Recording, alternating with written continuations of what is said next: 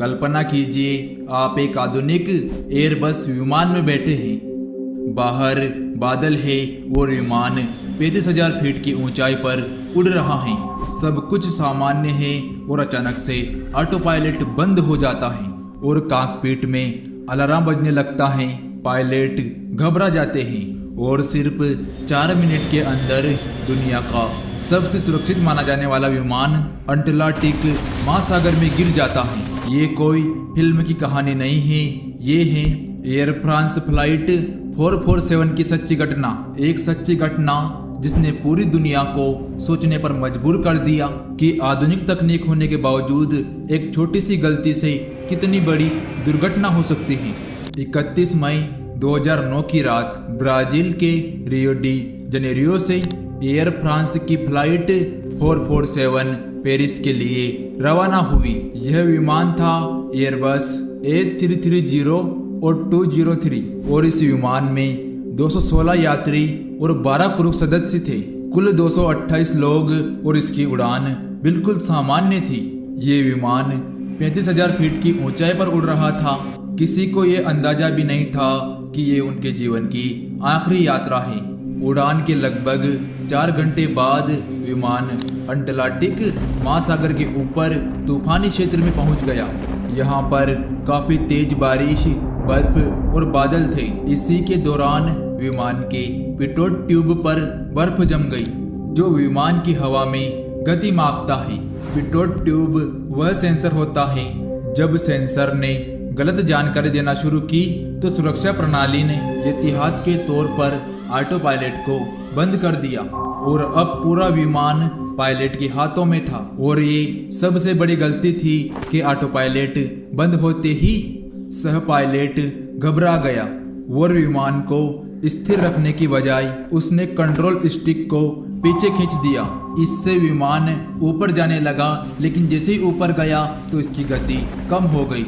कुछ ही सेकंड में विमान स्टॉल की स्थिति में पहुंच गया।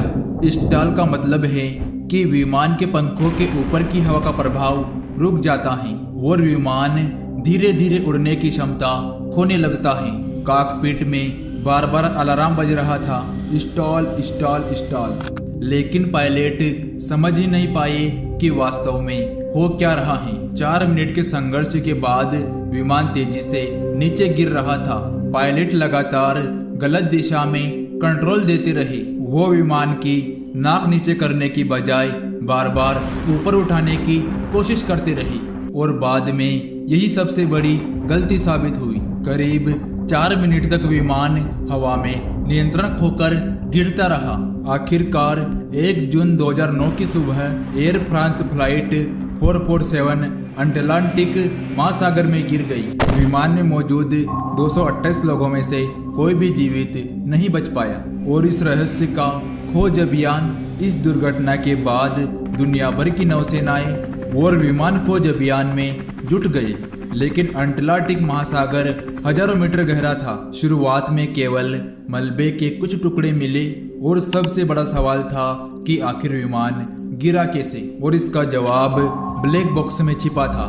लेकिन ब्लैक बॉक्स भी समुद्र की गहराई में खो चुका था। इस विमान की खोज लगभग 2 सालों तक जारी रही। आखिरकार 2011 में समुद्र की लगभग 4000 मीटर गहराई से ब्लैक बॉक्स को बरामद किया गया। इसके बाद दुर्घटना की असली वजह सामने आई। जांच में पता चला फ्रांस की विमान दुर्घटना जांच एजेंसी BEA ने अपनी अंतिम रिपोर्ट में बताया कि दुर्घटना की शुरुआत पिटोट ट्यूब में बर्फ जमने से हुई।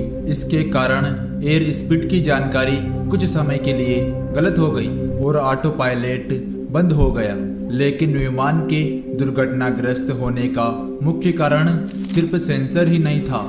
जांच के अनुसार पायलट की गलत प्रक्रिया भी एक महत्वपूर्ण कारण था। वे पहचान नहीं पाए कि विमान स्टॉल की स्थिति में था और उन्हें सही तरीके से संभालना चाहिए था। एयर फ्रांस फ्लाइट 447 की दुर्घटना में सिखाती है कि आधुनिक तकनीक कितनी भी उन्नत क्यों ना हो, संकट की घड़ी में सही प्रशिक्षण, शांत निर्णय और टीम वर्क सबसे ज़्यादा मायने रखते हैं। अगर आपको वीडियो अच्छी लगी हो तो हमारे वीडियो को लाइक कर लेना और चैनल को सब्सक्राइब कर लेना। मिलते अगले वीडियो में, तब तक के लिए जय हिंद जय भारत।